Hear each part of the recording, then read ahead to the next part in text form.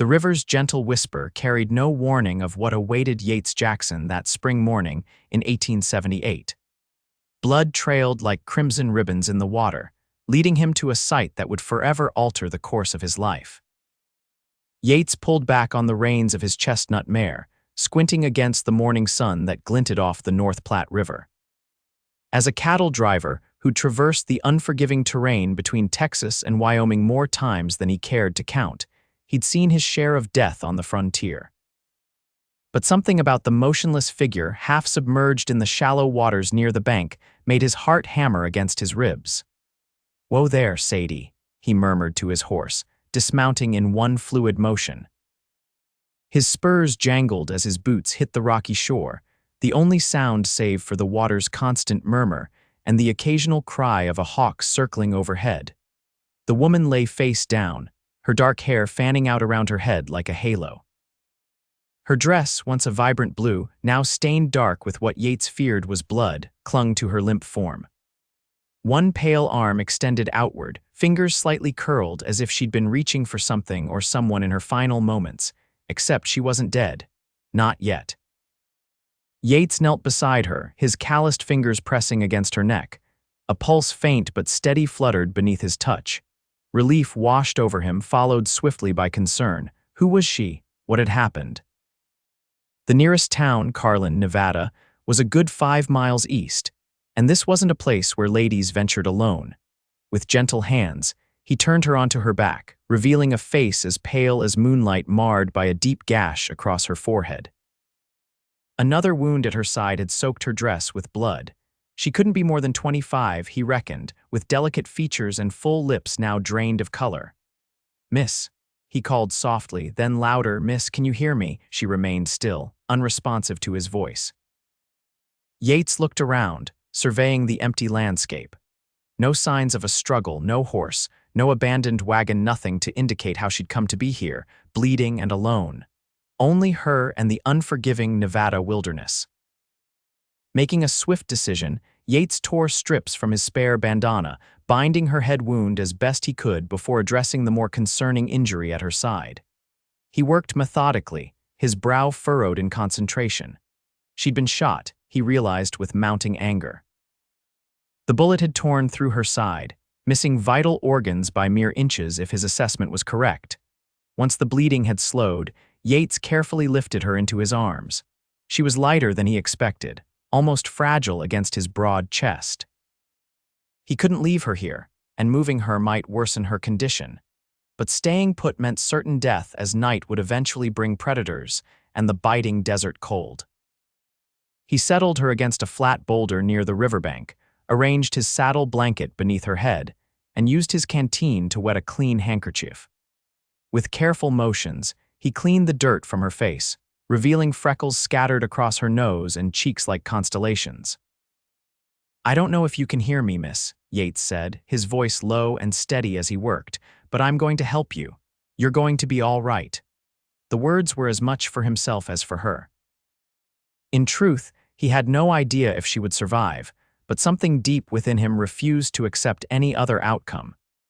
He'd lost too many people in his 32 years, his parents to cholera, his younger brother to a Comanche raid, friends to bullets and bottles. He wouldn't lose this stranger too, this woman who'd somehow found her way into his path. For hours, Yates sat beside her, periodically checking her pulse and rewetting the cloth for her forehead. He sang softly old trail songs his father had taught him, hymns his mother had loved.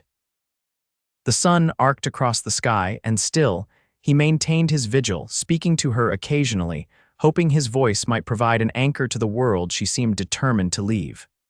"You've got grit, I can tell," he told her as the afternoon shadows lengthened. "Most would have given up by now, but here you are, still fighting." As twilight approached, painting the Nevada landscape in shades of purple and gold, Yates had nearly resigned himself to making camp for the night when he noticed her eyelids flutter. He leaned closer, hardly daring to breathe. "Miss, can you hear me now?" Her eyes opened slowly, revealing irises the color of summer storms, a deep, turbulent gray. Confusion clouded her gaze as she looked up at him, followed quickly by fear. She tried to move away, a small sound of pain escaping her lips. Easy now, Yates soothed, raising his hands to show he meant no harm. I found you by the river. You're hurt pretty bad. I'm Yates Jackson, and I'm going to help you if you'll let me. She stared at him for a long moment, as if assessing his sincerity. Finally she spoke, her voice a raspy whisper. Penelope Rivers. The irony of her surname, given where he'd found her, wasn't lost on Yates. They took everything. Who did, Miss Rivers? Yates asked gently, but her strength had already faded, her eyes closing once more. Her breathing remained steady, though, and some color had returned to her cheeks, both good signs. Yates made a swift decision. Carlin was too far to reach before nightfall, especially with an injured woman. Instead, he'd make camp, keep her comfortable, and head to town at first light. Dr. Miller, if he was still practicing, would know what to do. As stars began to pierce the darkening sky, Yates built a small fire, constantly checking on Penelope. He fashioned a makeshift shelter using his oilskin coat and some branches, protecting her from the night air. He heated beans and coffee, hoping the smell might rouse her again. Near midnight, she stirred once more alert this time. Her eyes found his across the fire, and Yates felt something shift inside him, a recognition of sorts, though they were perfect strangers. Water, she whispered, and he hurried to her side with his canteen. Supporting her head with one hand, he helped her drink slowly. When she'd had enough, she sank back, studying his face with wary eyes. You stayed, she said simply. Yates nodded. Couldn't very well leave you, Miss Rivers. Penelope, she corrected, wincing as she adjusted her position. After today, I believe we can dispense with formalities. A ghost of a smile touched Yates's lips. Penelope, then. You know my name, she said, yet I only caught part of yours when I first woke. Yates Jackson, madam. Cattle driver by trade, though I've turned my hand to most everything over the years. Penelope attempted to sit up, but pain flashed across her face, and Yates gently pressed her back down. The men who did this, she began, her voice strengthening with determination, they're headed to Carlin. They took our wagon, our supplies, everything we had. Yates asked carefully, tears welled in her eyes. My father and I, we were traveling to San Francisco. He has had family there. Her voice broke on the word had, and Yates understood the terrible truth she couldn't bring herself to say aloud. I'm sorry, he said simply, knowing no words could ease such a loss. Penelope turned her face away, and Yates respected her need for privacy and grief. He moved back to the fire, adding another small log, giving her time. The crackling flames filled the silence between them. After several minutes, she spoke again, her voice steadier. 3 men. They wanted our money, our wagon. Father tried to reason with them, but they... She swallowed hard. They shot him without hesitation. When I screamed, one of them shot me too. I fell from the wagon into the river. I think they believed me dead. Yates felt cold fury build within him, but he kept his voice gentle. Do you remember what they looked like? One had a scar across his chin. Another wore a black hat with a silver band. The leader, she closed her eyes, concentrating. He called himself Carson, had a red beard and spoke with an accent. Southern, I think. Carson. The name struck a chord in Yates's memory. There were rumors of a gang led by a man named Carson Doyle terrorizing travelers between Nevada and California. 3 robberies in the past month alone, according to talk in the saloons. We'll get to Carlin tomorrow, Yates promised. Sheriff Briggs is a good man, he'll help us. Us. Penelope questioned, her gray eyes finding his in the firelight. Yates held her gaze steadily. I'm not leaving you to face this alone, Miss Rivers. Those men need to answer for what they've done. A flicker of something gratitude, perhaps, or relief crossed her face before exhaustion claimed her once more. As she drifted to sleep, Yates remained vigilant, his hand resting on the revolver at his hip. He'd meant what he said. He wouldn't leave her to face this alone. Morning broke with the promise of heat, the sky a clear, unrelenting blue. Yates had slept little, keeping watch through the night, alert to every sound in the darkness. Penelope had slept fitfully, occasionally murmuring in her dreams, once calling out for her father with such despair that it had taken all Yates's willpower not to wake her, to spare her from reliving her loss. Now, as he knelt beside her with a cup of fresh coffee, he was relieved to see her color had improved. Her eyes, when they opened, were clearer, more focused. Morning, he said. Think you can manage some coffee, Penelope nodded, allowing him to help her sit up against his rolled blanket. She took the tin cup with both hands, inhaling the aroma before sipping cautiously. "Thank you," she said, her voice stronger than the previous day, "for everything." Yates busied himself packing up their small camp, uncomfortable with her gratitude. "Don't mention it." "Anyone would have done the same." "No," Penelope said with quiet certainty. "They wouldn't have." Her direct gaze made him pause. There was something about her, a quiet strength beneath the vulnerability that commanded attention. In daylight, he could see her more clearly. Chestnut hair streaked with copper highlights, a small cluster of freckles across her nose, the determined set of her jaw despite her pain. "We should reach Carlin before midday," Yates said, changing the subject. "Think you can ride?" Penelope's gaze shifted to his horse, uncertainty crossing her face. "I've never ridden astride before." Of course she hadn't. Ladies rode side saddle when they rode at all, but with her injury, "You'll ride with me," he decided. "I'll keep you steady." Getting her mounted proved a challenge. Each movement clearly caused her pain, though she bit her lip rather than cry out. When Yates finally settled behind her on Sadie's back, Penelope was trembling with exhaustion. "Lean back against me if you need to," he told her, keeping his voice matter of fact to preserve her dignity. It's a fair distance. The journey to Carlin was slow and difficult. Yates kept Sadie at a walk, mindful of every jolt that made Penelope stiffen in pain. Gradually, as fatigue overcame propriety, she allowed herself to rest against his chest, her head occasionally dropping to his shoulder when exhaustion claimed her. Yates found himself increasingly aware of her, the subtle scent of lavender that somehow clung to her hair despite her ordeal, the trust implied by her willingness to sleep in his arms, the strength it took for her to endure each mile without complaint.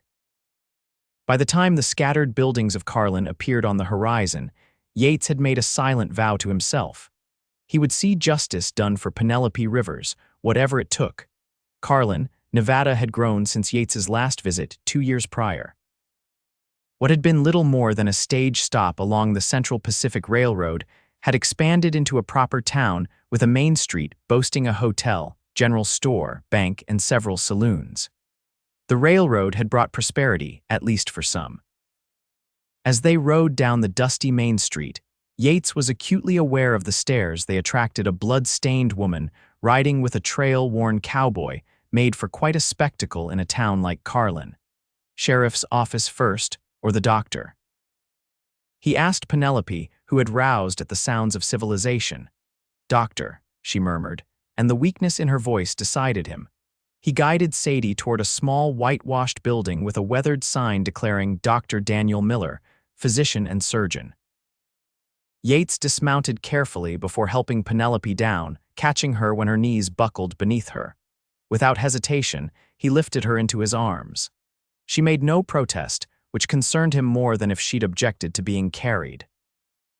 The doctor's office door opened before Yates could knock, revealing a man in his 50s with spectacles and a deeply lined face. "Heard a horse," Dr. Miller explained, his experienced eyes already assessing Penelope. "Bring her in, quickly." Yates followed the doctor inside, laying Penelope gently on an examination table.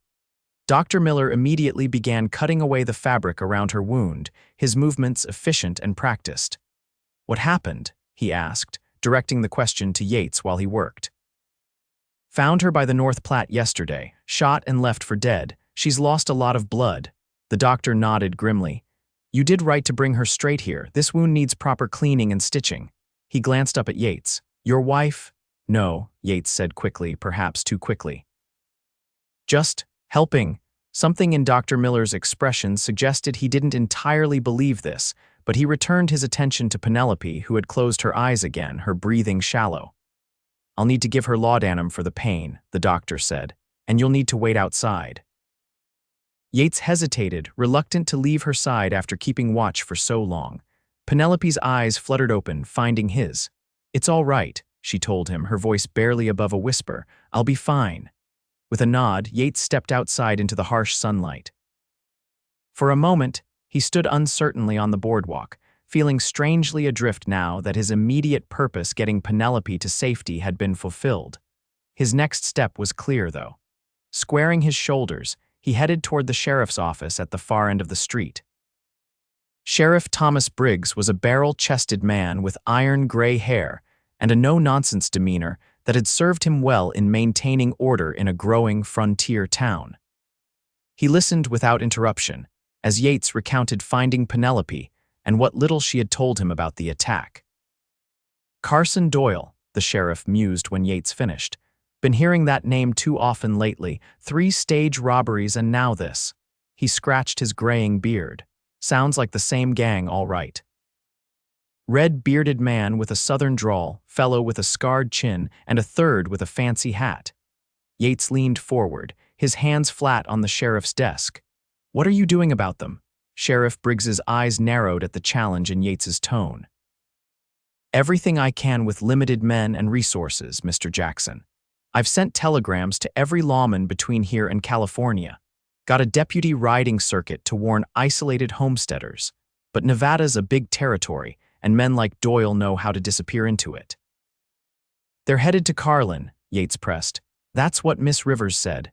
And they may already be here, the sheriff acknowledged, or passed through or changed their minds. Hard to predict the movements of men like that. He studied Yates thoughtfully. You seem mighty invested in this business for a man who just happened upon the lady. Yates straightened, uncomfortable under the sheriff's scrutiny. Just want to see justice done. A ghost of a smile crossed the older man's weathered face. Don't we all? He stood, reaching for his hat. Let's go check on the lady. If she's able to give a proper statement, might help us narrow down where these bastards are headed next. Dr. Miller was washing his hands in a basin when they arrived, his sleeves rolled up to reveal forearms spattered with blood. At Yates's alarmed expression, he shook his head.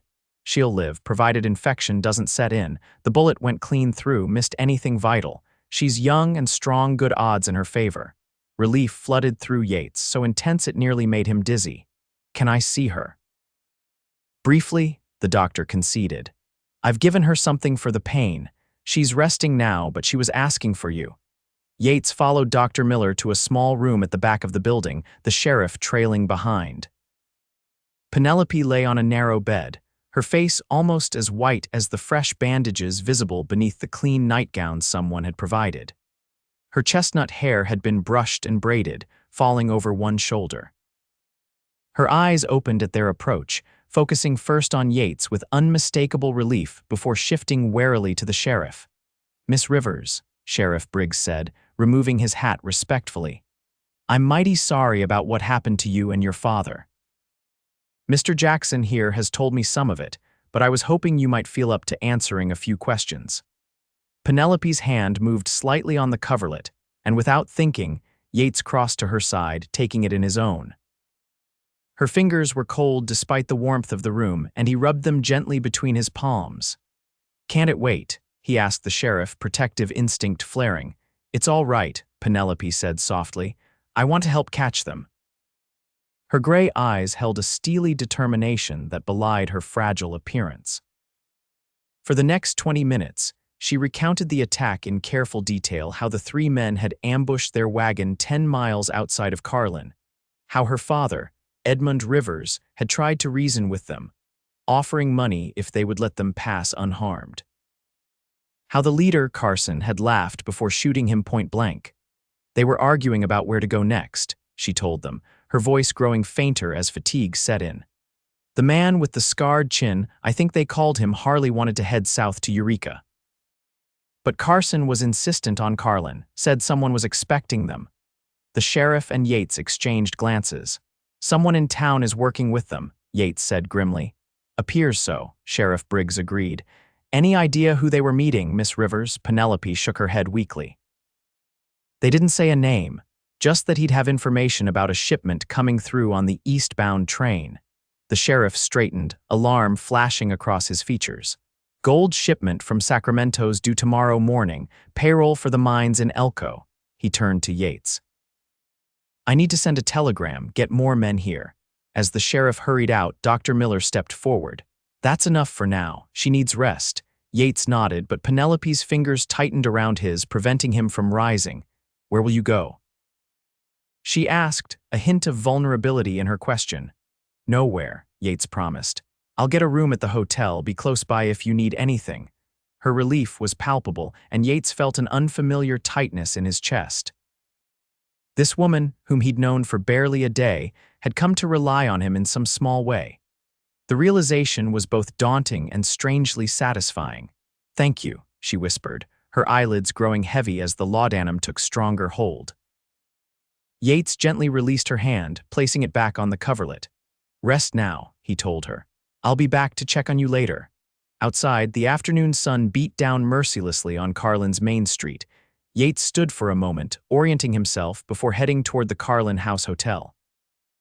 He needed a bath, a meal, and a few hours' sleep if he was going to be of any use in the coming confrontation.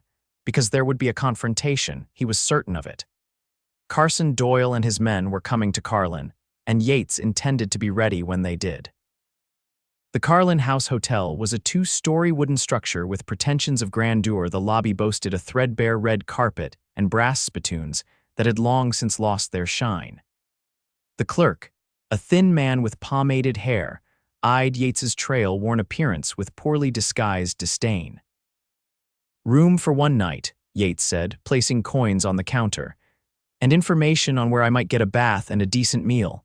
Bathhouse is round back," the clerk replied, sliding a key across the counter.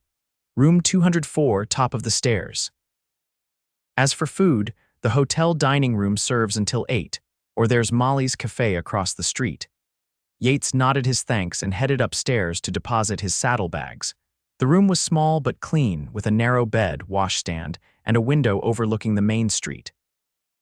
From this vantage point, he could see the sheriff's office, the telegraph office, and the train station in the distance. After washing the worst of the trail dust from his face and hands, Yates made his way to Molly's Cafe. The small eatery was half full, mostly with railroad workers and a few townspeople. Yates chose a table near the window where he could keep an eye on the street while he ate. A plump, middle-aged woman with kind eyes approached his table, wiping her hands on her apron. "What can I get you, mister?"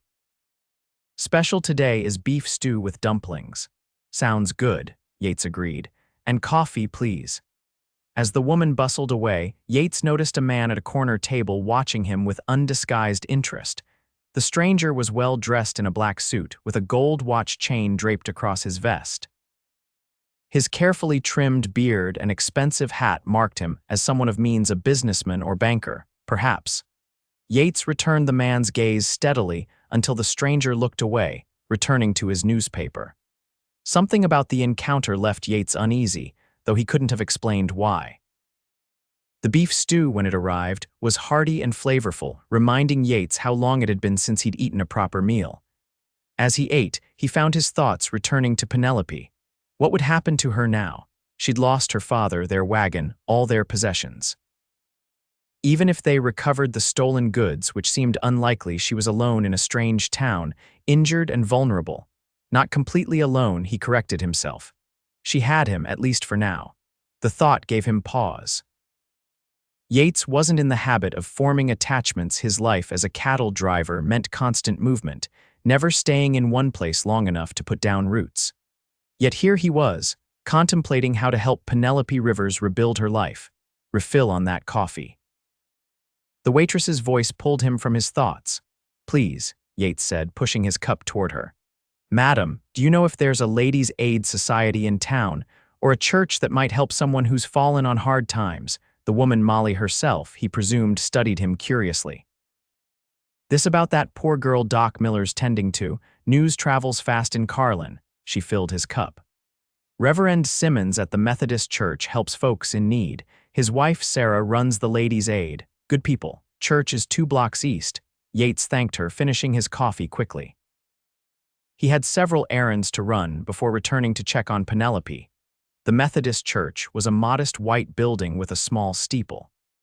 Inside, Reverend Simmons, a thin man with a scholarly demeanor, listened attentively as Yates explained Penelope's situation. "Of course we'll help," the Reverend assured him. "Sarah can gather some clothing and necessities for Miss Rivers, and she's welcome to stay in our guest room once Dr. Miller releases her." "That's very generous," Yates said, genuinely grateful. She's lost everything. Reverend Simmons regarded him thoughtfully. Not everything, Mr. Jackson. She has her life, thanks to your intervention, and she has an advocate in you, which is no small thing in this world. Uncomfortable with the praise, Yates changed the subject, inquiring about the church's Sunday services before taking his leave. His next stop was the general store, where he purchased a few items he thought might bring Penelope comfort: a hairbrush, a small bottle of lavender water, a book of poetry he found among the limited selection. As he was paying, the bell above the door jangled and Sheriff Briggs entered, his expression grim. "Jackson," he acknowledged, "was hoping to find you. Got word back on that telegram. No additional men available. Some trouble up in Elko's. Tied up every badge for 50 miles. Yates felt a sinking sensation in his gut. "So it's just you and your deputy against Doyle's gang, and you, if you're willing," the sheriff said bluntly. "You've got a stake in this too, seems to me." Yates didn't hesitate. "I'm in. What's the plan?" "Train arrives at 8:45 tomorrow morning."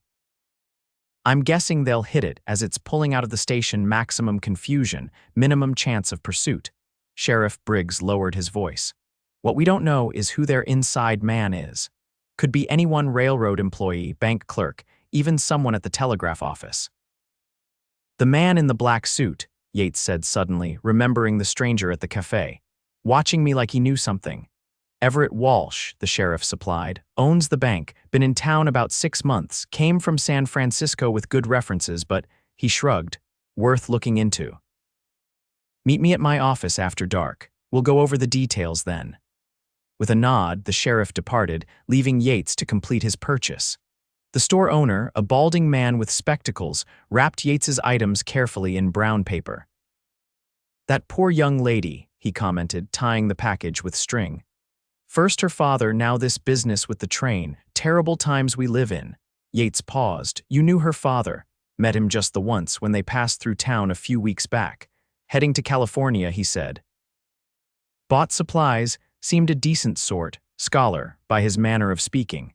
Said they were going to stay with family in San Francisco after his wife passed." This aligned with what Penelope had told him, but Yates was puzzled. If they were headed west, why were they east of town when they were attacked? The store owner looked equally confused. "Can't say, mister. Maybe they changed their plans. Or maybe," Yates thought as he left the store, there was more to Penelope Rivers' story than she had shared. By the time Yates returned to Dr. Miller's office, the sun was beginning its descent toward the western horizon, casting long shadows across Carlin's streets. The doctor greeted him at the door, his expression more optimistic than earlier. "She's doing better than I expected," he told Yates. "Fever stayed down, wound looks clean. If her progress continues, she could leave my care in a few days."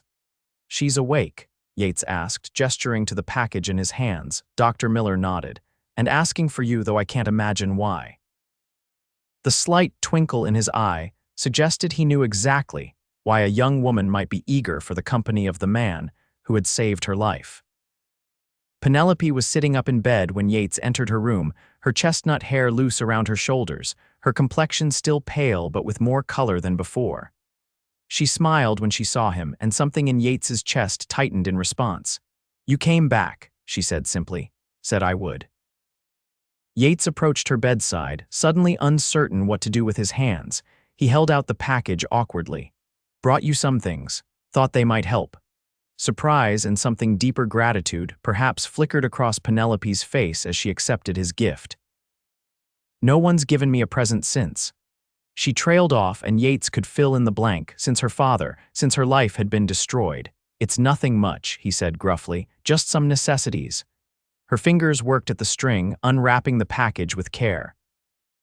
As each item was revealed: the hairbrush, the lavender water, the book of poetry, her eyes grew brighter with unshed tears.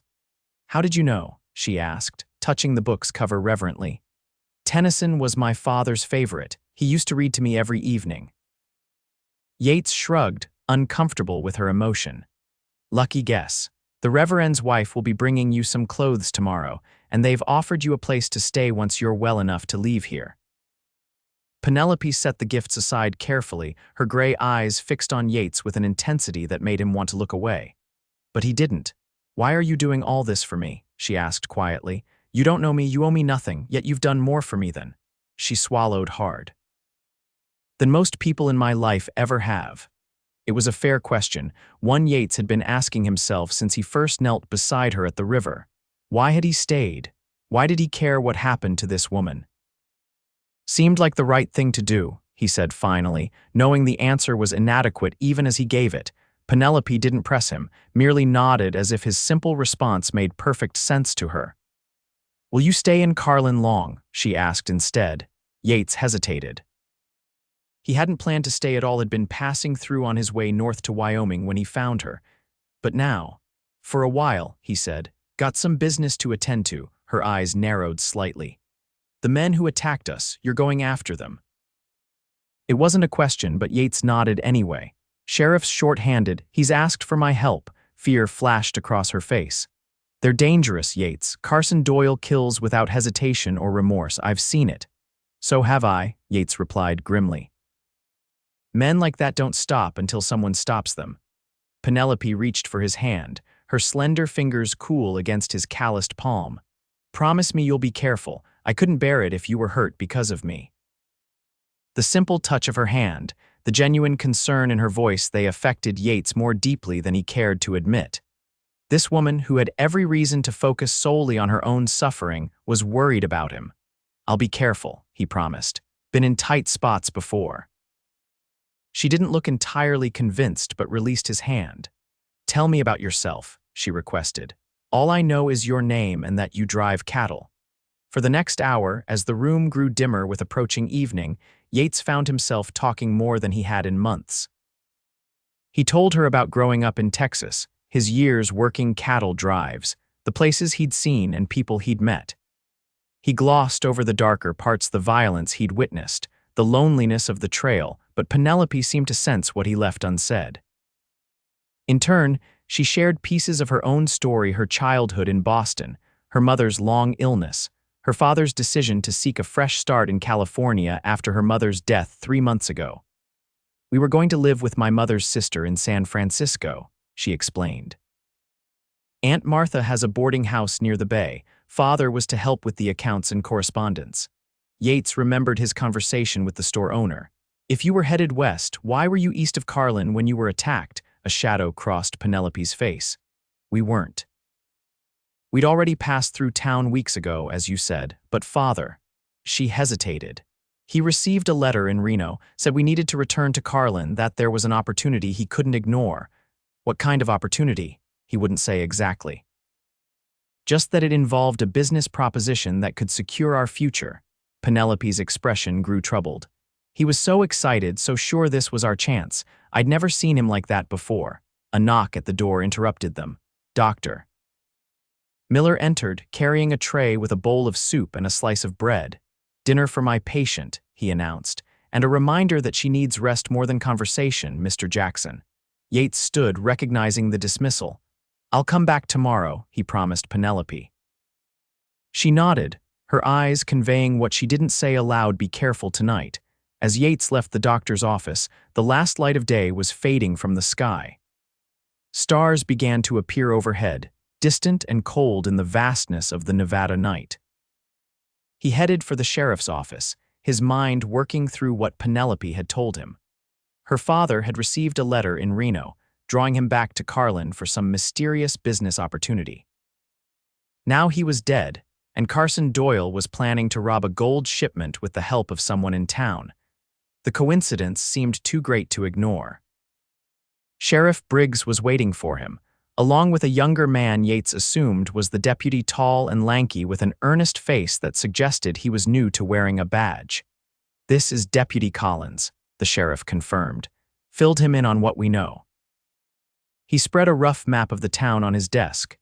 "Train pulls in here at the station. Gold shipment will be moved to an armored wagon for transport to the bank. That's when they're most likely to strike. Unless their inside man has told them about the vault at the station," Deputy Collins suggested. "Gold sometimes sits there overnight before transfer." Sheriff Briggs nodded approvingly at his deputy.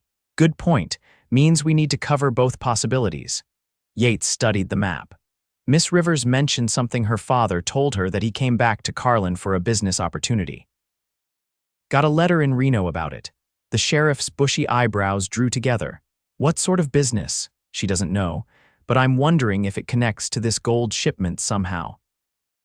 They discussed possibilities for nearly an hour, developing a plan to position themselves strategically the following morning.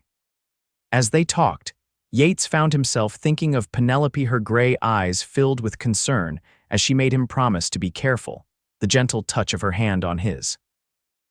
Jackson, Sheriff Briggs's voice pulled him back to the present. You with us? Yes, Yates said firmly. I'm with you. As he left the sheriff's office, Yates decided to make one more stop before returning to his hotel. The evening was cool, stars brilliant in the clear Nevada sky as he made his way to the telegraph office. It was still open, a single lamp burning in the window. The telegrapher, a middle-aged man with ink-stained fingers, looked up from his equipment as Yates entered. Help you. Need to send a telegram, Yates said, taking a pencil and form from the counter. He thought carefully before writing to Marshal James Porter, San Francisco, California Inquiry Re. Edmund Rivers and daughter Penelope stop father murdered near Carlin, Nevada, stop daughter state's destination, San Francisco, to join sister Martha Rivers, stop any information appreciated stop Yates, added Sheriff Briggs's name and office as the return address, not wanting any response to come directly to him. He paid the fee, instructing the telegrapher to deliver any reply to the sheriff. As he walked back to the hotel, Yates tried to convince himself he was simply being thorough, gathering information that might help catch Carson Doyle. But a small voice in his mind whispered that there was more to it, that he was looking for reassurance that Penelope Rivers was exactly who she claimed to be. Because in the brief time he'd known her, she had somehow become important to him in a way he couldn't quite explain. And that made him vulnerable in a way he hadn't been in years. Dawn broke gray and cool over Carlin, with low clouds promising rain by afternoon. Yates had slept poorly, his mind cycling between concern for Penelope, preparation for the coming confrontation, and nagging questions about Edmund Rivers's mysterious business in Carlin. He rose early, checking and cleaning his Colt revolver before dressing and heading downstairs. The hotel dining room was nearly empty at this hour, with only a few early risers drummers preparing for a day of selling, railroad men about to start their shifts. And Everett Walsh, the bank owner, sitting alone at a corner table, watching the street through the window with an intensity that seemed at odds with the early hour. Yates deliberately chose a table that gave him a clear view of Walsh while he ate a quick breakfast of eggs, bacon, and biscuits. The banker was impeccably dressed as before, his watch chain glinting in the lamplight as he repeatedly checked the time. His manner was tense, his movements jerky as he drank his coffee, the behavior of a man anticipating something significant, Yates thought, or dreading it. When Walsh abruptly stood and left without finishing his breakfast, Yates waited a few moments before following. Outside, the streets were coming to life as Carlin's citizens began their day. Walsh walked briskly toward the bank, his posture rigid. Instead of following him directly, Yates circled around to approach the sheriff's office from a different direction. He found Sheriff Briggs already there, checking his shotgun while Deputy Collins arranged extra ammunition on the desk. Saw Walsh at breakfast, Yates reported, acting nervous. Checking his watch every few minutes, the sheriff nodded grimly. Doesn't prove anything but adds to my suspicions. I've known Everett since he arrived in town. Always struck me as too smooth by half. They reviewed their plan once more. Deputy Collins would position himself near the train station vault. Sheriff Briggs would oversee the transfer of the gold to the wagon, and Yates would keep watch from the roof of the mercantile, which offered a clear view of both the station and the bank. Train's due in 45 minutes, Sheriff Briggs said, checking his pocket watch. Best get in position. As Yates turned to leave, the door opened and the telegrapher entered, holding a yellow slip of paper.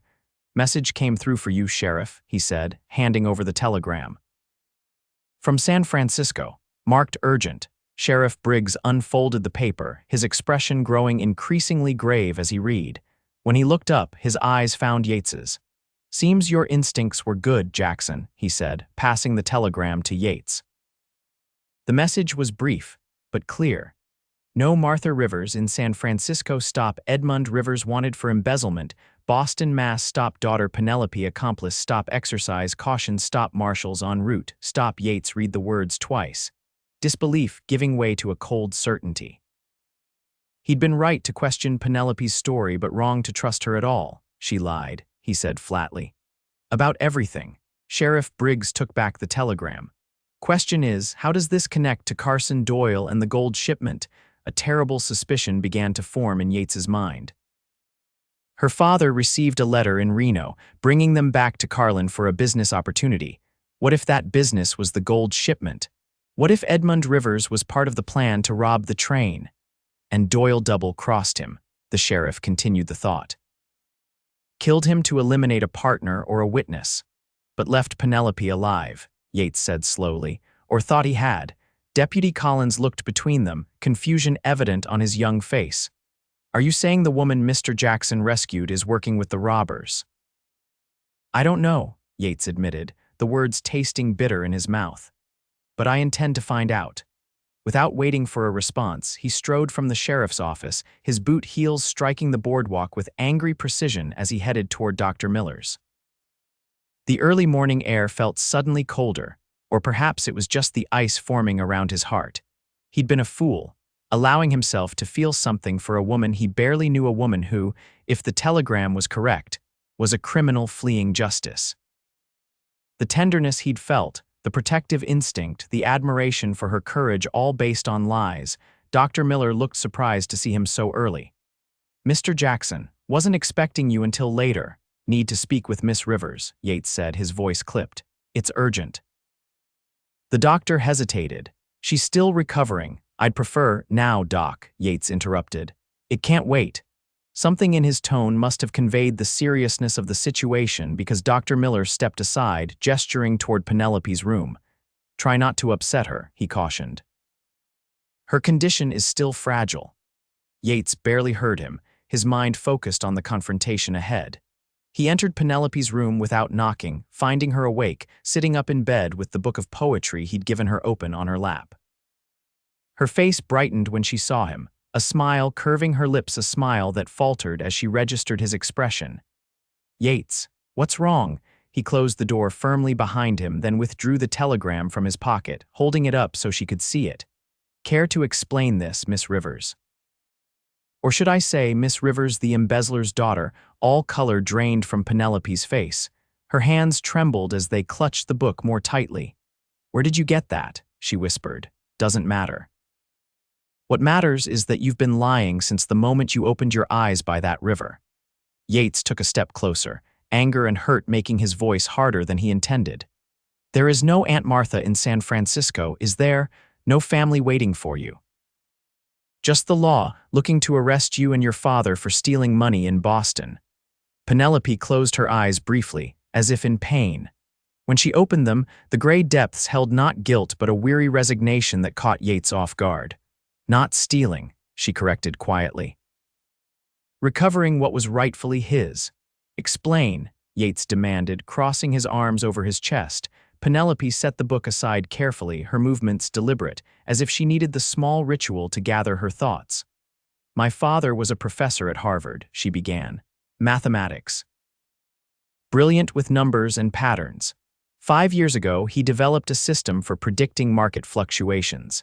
His partner, James Whitmore, used it to make substantial investments on their behalf.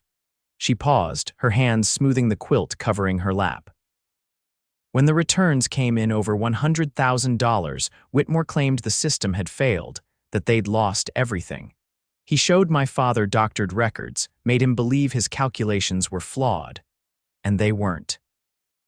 Yates asked, his stance softening slightly despite his determination to remain unmoved. No, father discovered the truth last year. Whitmore had used his system successfully, but kept all the profits for himself. When confronted, Whitmore laughed in his face, said no one would believe a mathematics professor over a respected financial advisor. Penelope's chin lifted slightly, a flash of defiance in her eyes. So father did what he had to do. He used his access to Whitmore's offices to recover exactly the amount owed to him, not a penny more. But Whitmore had friends in the police department, in the newspapers. They called it embezzlement, made my father a criminal. It was a compelling story, and Yates found himself wanting to believe her. But the hard lessons of his life had taught him to be wary of convenient explanations. Even if that's true, he said, it doesn't explain why you lied about San Francisco or what brought you back to Carlin. Penelope's gaze dropped to her hands. We were going to San Francisco, that part was true. Father had arranged passage on a steamer to Hong Kong. We would start fresh where Whitmore couldn't reach us. Her voice grew softer. But in Reno, he received a letter from someone he'd known years ago, Everett Walsh. The name struck Yates like a physical blow. Walsh, the banker, Penelope nodded. They'd attended university together. When Everett learned of our situation, I don't know how he wrote offering father a proposition. A chance to double our money before leaving the country. The gold shipment, Yates guessed, pieces falling into place. Yes, Penelope's admission was barely audible. Everett said it would be simple. He would provide information about the shipment. Father would bring mathematical precision to the timing, and Everett's associates would handle the actual robbery. Our cut would be $20,000. And these associates were Carson Doyle and his men, Yates concluded.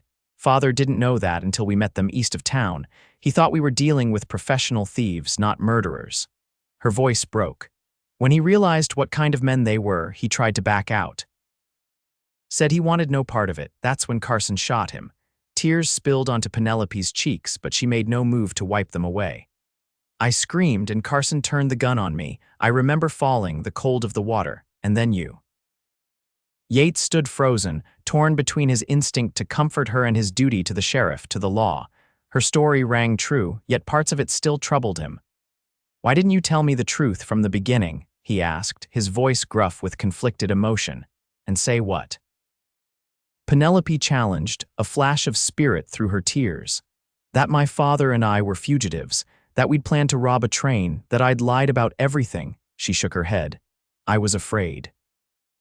Afraid of prison, afraid of being alone, afraid of losing the only person who'd shown me kindness in months. The vulnerability in her admission struck deep, and Yates felt his resolve wavering. He moved to the window, needing distance from those gray eyes that seemed to see too much. The train will be here soon, he said, staring out at the cloudy sky. Doyle and his men will make their move, probably with Walsh's help. Sheriff Briggs is expecting me. You're still going to face them. Alarm colored Penelope's voice. Even knowing everything, Yates turned back to her. What happened to you and your father was wrong, but so is robbing a train, no matter the justification. Innocent people could be hurt. He paused. When this is over, I'll speak to the sheriff about your situation. Tell him what you've told me. And you believe me. Penelope asked, hope and skepticism mingling in her question. I want to, Yates admitted. It was the most honest answer he could give. A loud whistle pierced the morning air, the train approaching Carlin Station. Yates straightened, reaching for his hat. I have to go, he said. Stay here. You'll be safe with Dr. Miller. Penelope nodded, though something in her expression suggested she wasn't convinced of her safety anywhere. As Yates reached for the door, she called his name, stopping him. Yates.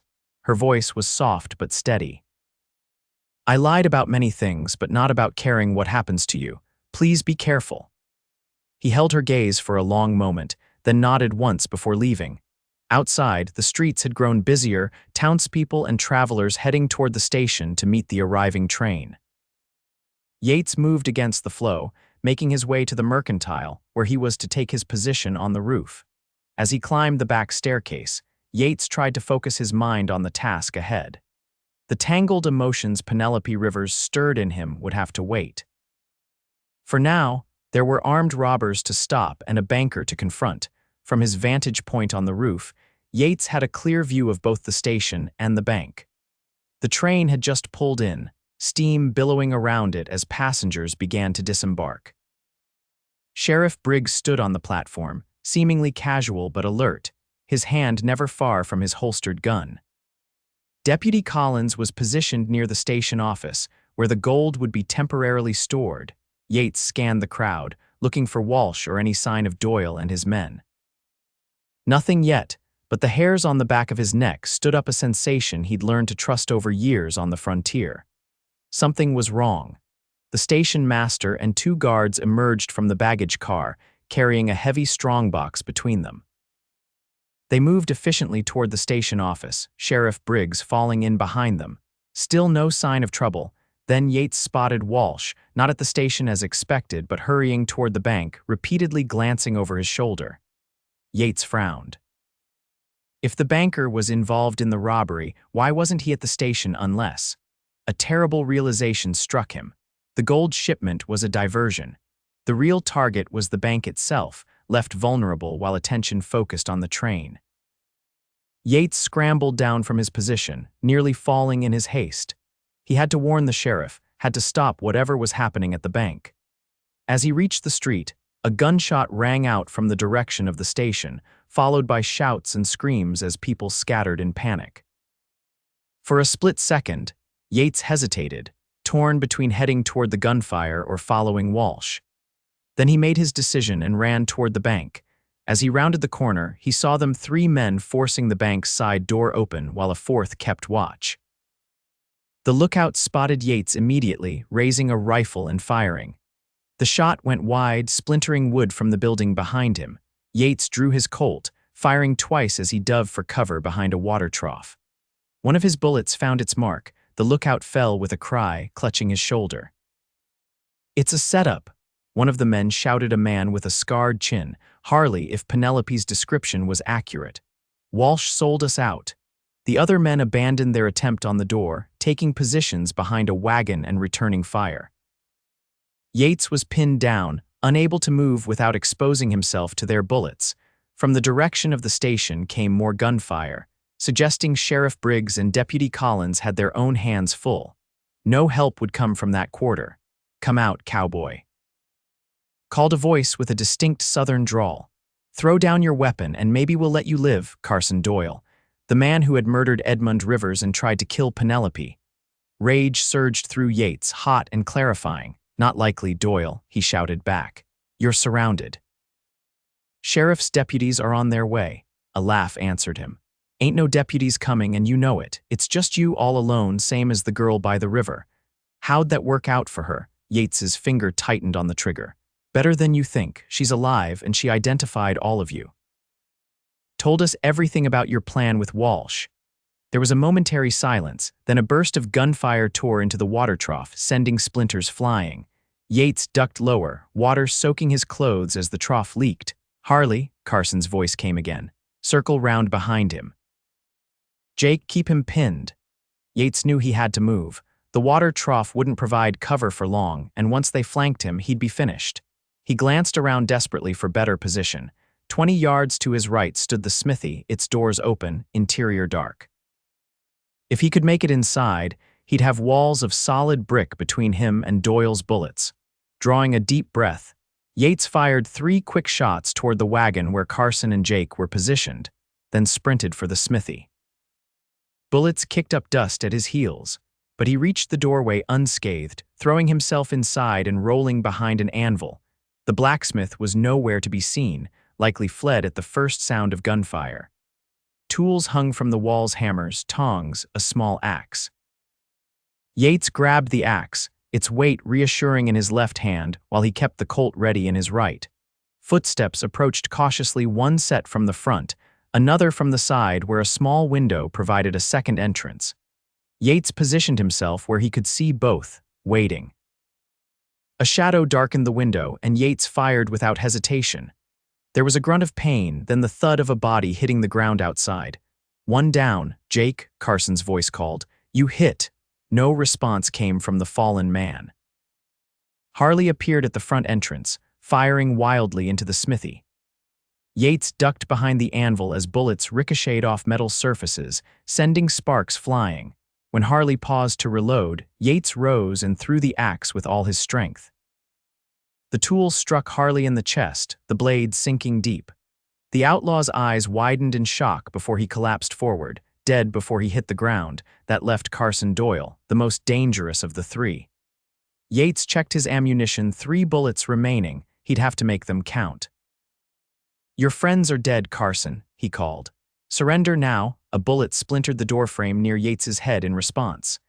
"You killed my brother," Carson shouted, his voice raw with fury. "Jake was my brother, you son of a bitch." Yates hadn't known, but it made no difference now. "He chose his path," he replied grimly. "Same as you." Movement caught Yates's eye, not at the door or window, but at the roof. Carson was climbing onto the smithy from the adjacent building, planning to enter from above where there was a small ventilation opening.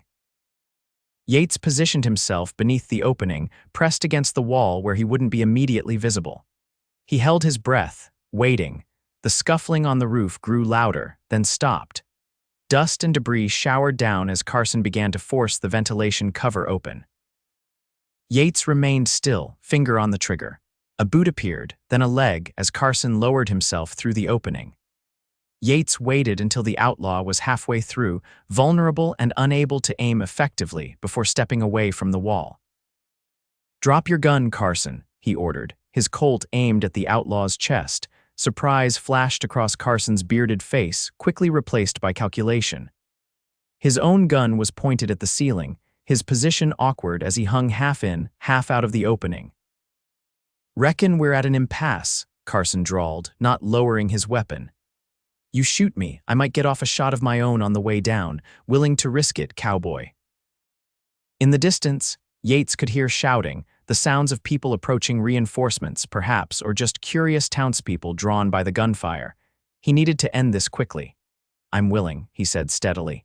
"For the girl you tried to kill, for her father who you murdered in cold blood. I'll take my chances."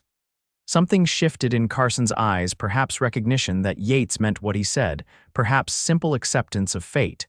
Whatever it was, it made him lower his gun slightly. That slight movement was all Yates needed. He fired once, the bullet striking Carson in the shoulder of his gun arm. The outlaw's weapon clattered to the smithy floor as he cried out in pain. "You bastard," Carson snarled, still hanging from the opening. "Finish it, kill me." "No," Yates said, keeping his gun trained on the wounded man. "You're going to stand trial. You're going to face justice for Edmund Rivers and every other person you've hurt." Footsteps pounded outside, and Sheriff Briggs's voice called, "Jackson, you in there?" "In here, Sheriff," Yates responded, not taking his eyes off Carson. "Got Carson, Doyle, and his men. 2 dead, Doyle wounded." The sheriff appeared in the doorway, his clothing dusty and a bloody scratch across his cheek, but otherwise unharmed. He took in the scene with a professional eye before moving to help Yates secure Carson. "Walsh?" Yates asked as they dragged the cursing outlaw from his perch. "Dead," Sheriff Briggs replied grimly. "Shot by his partners at the station. Seems he was playing both sides, set up Doyle's gang to be caught while he made off with the gold himself. And the gold, safe." Deputy Collins took a bullet in the arm, but he managed to hold the station office until help arrived. The sheriff eyed Yates with newfound respect. "You figured it out about the bank being the real target." Yates nodded, watching as Carson was handcuffed despite his wounded shoulder. Walsh was too nervous, heading the wrong direction. It didn't fit. As they led Carson outside, a small crowd had gathered, kept back by several armed townsmen who had apparently joined the fight. Among them, standing supported by Dr. Miller, was Penelope. Her face was pale with strain, her body clearly weak from her injuries, but her eyes were alert and fixed on Yates with such naked relief that it stopped him in his tracks. Carson saw her too. "You," he spat. "You should be dead." Penelope straightened, her chin lifting as she stared at her father's murderer. "So should you," she replied evenly. "Yet here we both are." Sheriff Briggs shoved Carson forward. "Get him to the jail," he ordered one of the townsmen. "I'll be along directly." As Carson was led away, still hurling threats and curses, Yates approached Penelope. Dr. Miller gave him a reproachful look. "She insisted on coming when we heard the shooting," the doctor explained. "Stubborn as a mule, this one." "I had to know," Penelope said simply, her eyes never leaving Yates's face. "I had to see for myself that you were all right." The crowd was beginning to disperse now that the excitement was over. Sheriff Briggs approached them, his expression serious. "Miss Rivers," he said, "I received a telegram this morning concerning you and your father. We need to talk." Penelope's face drained of what little color it had regained. She swayed slightly, and Yates instinctively moved closer, his hand at her elbow to steady her. "I know about the telegram," she said quietly. "Mr. Jackson already confronted me with it." The sheriff looked between them, his eyebrows raised. "Did he now? And what did you tell him?" "The truth," Penelope replied. "All of it." Sheriff Briggs nodded slowly. "Then you'll understand why I need to place you under arrest, pending communication with the authorities in Boston." Yates felt Penelope stiffen beside him. "Sheriff," he began, "given the circumstances, she's injured." Dr. Miller interrupted firmly. "Whatever legal matters you need to address, they can wait until she's properly healed. I won't have my patient dragged off to a jail cell to develop infection and fever." Sheriff Briggs considered this, then sighed. "Fine. She stays at your office under guard. But she's not to leave Carlin until I receive further instructions from the marshal's office." As the sheriff walked away, Penelope sagged against Yates, the brief show of strength deserting her. "I need to sit down," she murmured. Yates lifted her without hesitation, cradling her against his chest as he had by the river. She felt just as fragile now, but her arms went around his neck, her face pressing into his shoulder with a trust that squeezed his heart. "I've got you," he told her softly. "You always do," she whispered back. Dr. Miller led the way back to his office, Yates carrying Penelope carefully through streets now returning to normal activity, as if deadly gunfights were an everyday occurrence in Carlin, which, perhaps, they nearly were. Once Penelope was settled back in bed, Dr. Miller insisted on examining Yates for injuries. Finding only minor cuts and bruises, the doctor left them alone with a warning not to overtax his patient. An awkward silence fell between them, heavy with unspoken questions and confessions. Yates stood by the window, watching rain begin to fall, a gentle spring shower washing the dust and blood from Carlin's streets. "What happens now?" Penelope asked finally. Yates turned to face her. "The sheriff will contact the authorities in Boston. There'll be an investigation into your father's activities, your involvement. And then prison," she said flatly. "Maybe not." Yates moved to sit in the chair beside her bed. "Your father's partner, Whitmore, if what you told me about him is true, there might be records, evidence to support your story. And you were following your father's lead, not instigating the recovery of funds." Penelope's laugh held no humor. "You're very kind to call it that instead of theft. But I doubt a judge will see it that way." She looked down at her hands. "Besides, there was the matter of the train robbery we planned to participate in." "Planned, but didn't carry out," Yates pointed out. "And Walsh manipulated your father, same as he tried to manipulate Doyle's gang." "You're making excuses for me," Penelope said softly. "Why?" It was the same question she'd asked him before, why he helped her, why he cared. This time, Yates couldn't evade it with platitudes about doing what was right. "Because in spite of everything," he said slowly, choosing his words with care, "I believe you're a good person caught in terrible circumstances. Because I can't stop thinking about you, worrying about you. Because when I thought I might die in that smithy, your face was what flashed before my eyes." The admission cost him something, pride, perhaps, or the protective shell he'd built around himself over years of solitary wandering. But the way Penelope looked at him now, with hope and wonder dawning in her eyes, made the cost seem trivial. "I've never met anyone like you," she whispered. "Someone who sees the worst and still believes in the best. Someone who fights for a stranger and stays when he could go." Her hand reached for his, fingers intertwining. "I don't deserve your faith in me." "That's not for you to decide," Yates told her, his thumb brushing over her knuckles. "I make my own judgments." A knock at the door interrupted them. Sheriff Briggs entered, looking tired but satisfied. "Carson Doyle's locked up," he reported. "Doc's seeing to his wound, but he'll live to stand trial." He turned his attention to Penelope. "As for you, Miss Rivers, I've received another telegram from San Francisco." Penelope's grip on Yates's hand tightened painfully. "Seems your story has some merit," the sheriff continued. "James Whitmore was arrested 3 weeks ago for financial fraud involving multiple clients. Several of his victims have come forward, including former colleagues of your father who suspected Whitmore had cheated him." Relief washed over Penelope's face. Then you believe me. About my father's money. It's not my place to judge that, Sheriff Briggs said carefully. But the Boston authorities are more interested in Whitmore now than in pursuing your father's estate. They've requested you return to give testimony against Whitmore in exchange for dropping charges against you. And if I refuse, Penelope asked. Then I'll have to hold you until they send someone to collect you. The sheriff shrugged. Your choice, but seems straightforward to me. When he had gone, Penelope sat in stunned silence for several moments, processing this unexpected turn of events. I'm free, she said finally, as if testing the words, or I will be once I testify. Yes, Yates agreed. You can start over, go anywhere you want. A shadow crossed her face. Anywhere except San Francisco. There is no Aunt Martha, as you know. I have nowhere to go, no family left, no money. She attempted a smile that didn't reach her eyes. But at least I won't be in prison.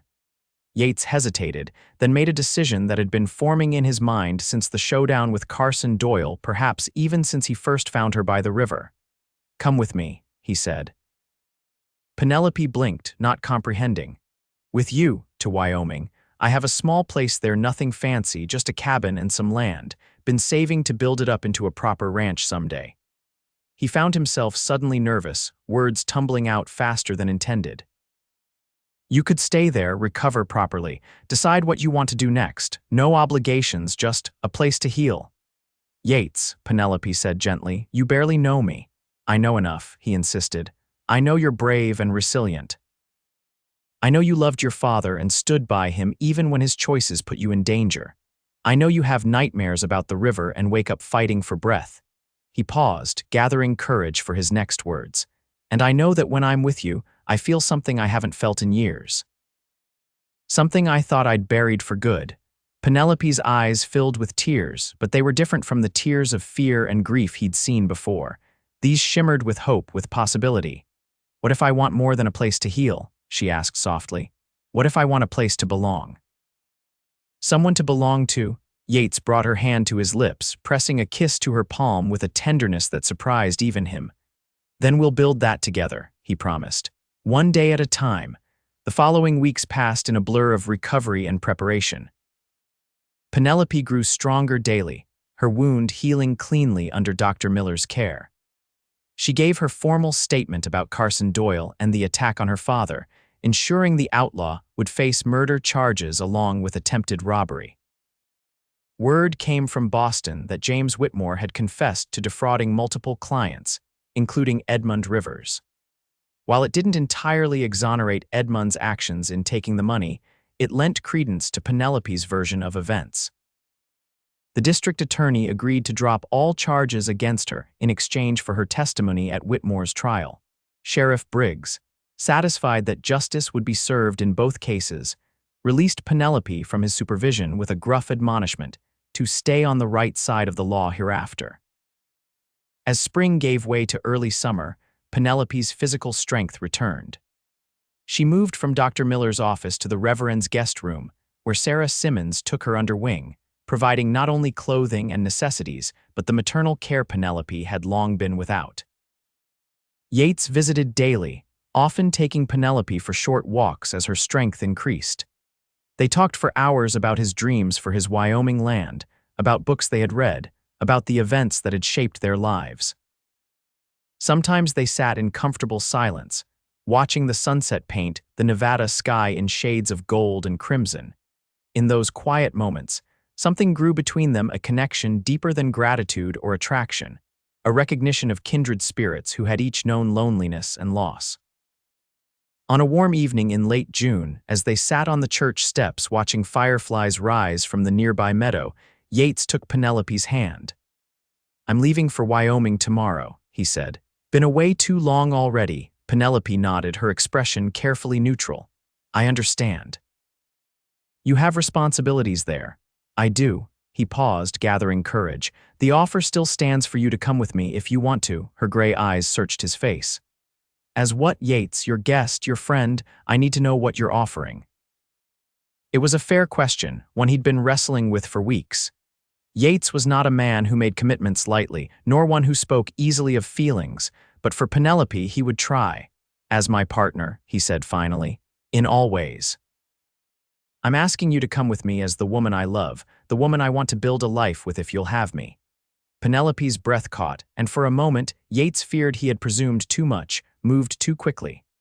Then she smiled, a radiant expression that transformed her entire face. "Yes," she said simply. "I will go with you, Yates Jackson, as your partner in all ways, because somewhere between the river and now, I fell in love with you too." Yates pulled her gently into his arms, mindful of her still healing wound, and kissed her. Her lips were soft and warm against his, her hands rising to cradle his face with tender certainty. When they parted, breathless and smiling, the last light of day was fading from the sky, stars beginning to appear overhead, the same stars that would guide them north to Wyoming, to home. They were married the next morning in the Methodist church, with Reverend Simmons officiating and his wife, Dr. Miller, and Sheriff Briggs as witnesses. Penelope wore a simple blue dress Sarah had helped her make, with wildflowers in her hair. Yates, in his cleanest shirt and polished boots, couldn't take his eyes off her as she walked down the short aisle toward him. The ceremony was brief but meaningful, their vows spoken with quiet conviction. When the Reverend pronounced them husband and wife, Yates kissed his bride with a gentle passion that promised a lifetime of such kisses to come. By midday, they were on the trail north, Penelope riding her own horse, a wedding gift from Dr. Miller, who claimed he was too old for riding anyway. Their few possessions were packed in saddlebags, their hearts full of hope for the future they would build together. The journey to Wyoming took 2 weeks, a honeymoon of sorts as they traveled through changing landscapes of desert, mountains, and finally the rolling grasslands of Wyoming territory.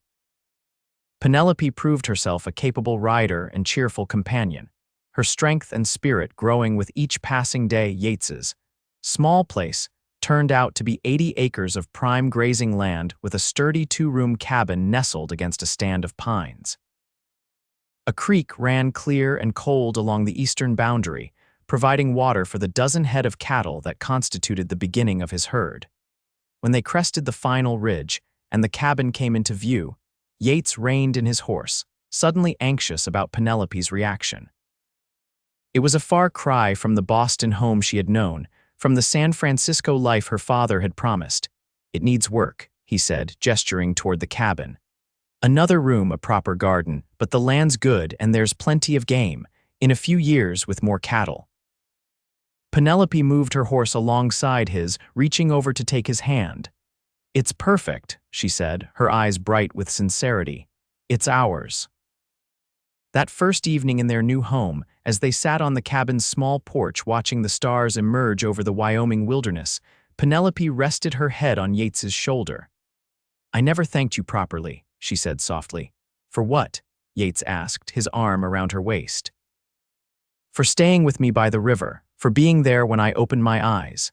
She turned to look at him, her face solemn in the gathering darkness. "You could have left me, many would have, but you stayed and that changed everything." Yates drew her closer, pressing a kiss to her temple. "Best decision I ever made," he murmured. In the years that followed, their small homestead flourished and expanded. Yates's herd grew, as did their cabin, first with an additional bedroom, then a larger kitchen, finally a covered porch that wrapped around 3 sides, perfect for watching summer thunderstorms roll across the plains. Penelope proved herself adept at ranch life, learning to garden, preserve food, even help with calving when necessary. She also established a small school in their home, teaching the children of neighboring ranchers and homesteaders, putting her education to use in a way that brought her deep satisfaction. Their own family grew as well. In the spring of 1881, their son William was born, with his mother's gray eyes and his father's determined chin. 2 years later came Emma, with copper curls and a laugh that could charm birds from the trees. And in 1886, their family was completed with the arrival of Thomas, named for Sheriff Briggs, who had become a friend and occasional visitor to their Wyoming home. Through seasons of plenty and hardship, through blizzards that threatened their cattle and summers of drought that tested their resilience, their partnership only strengthened. Each challenge faced together forged deeper bonds, each joy shared multiplied their happiness. On a summer evening much like the one when they had first arrived, Yates and Penelope sat on their porch, watching their children play in the yard. William, now 10, was showing 6-year-old Thomas how to twirl a rope, while 8-year-old Emmer read a book beneath the apple tree they had planted their first year. "Do you ever regret it?" Yates asked suddenly. "Coming here with me, choosing this life?" Penelope looked at him in surprise. "What brought this on?" Yates shrugged, slightly embarrassed by the question but needing to ask it nonetheless. "Just thinking about how different your life might have been. Boston society, fine dresses, concerts, and lectures. Instead, you got cattle and endless work and Wyoming winters." A smile spread across Penelope's face as she took his hand, the same hand that had checked her pulse by the river all those years ago. "I got you," she said simply. "I got our children. I got a home built on truth and love instead of lies and fear." She leaned over to kiss him, a gesture still filled with tenderness after 12 years of marriage. "Every day since I opened my eyes and saw you sitting beside me has been a gift, Yates Jackson. Don't ever doubt that." As twilight deepened around them, their children's laughter filling the air, Yates knew with absolute certainty that the current of the river had carried him exactly where he was meant to be, to Penelope, to love, to home.